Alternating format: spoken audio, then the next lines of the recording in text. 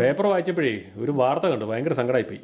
അതുകൊണ്ടാണ് അപ്പനും അപ്പൻ അത് അയച്ച അതനുസരിച്ച് ജീവിച്ചിട്ടുണ്ട്. അതനുസരിച്ച് ജീവിക്കാത്ത ഒരു കാര്യമാണ് ഇവിടെ പറയണത് ഇപ്പൊ. അത് അല്ലാതെ അതുകൊണ്ട് കാര്യമില്ല, അത് വായിച്ചിട്ടും കാര്യമില്ല.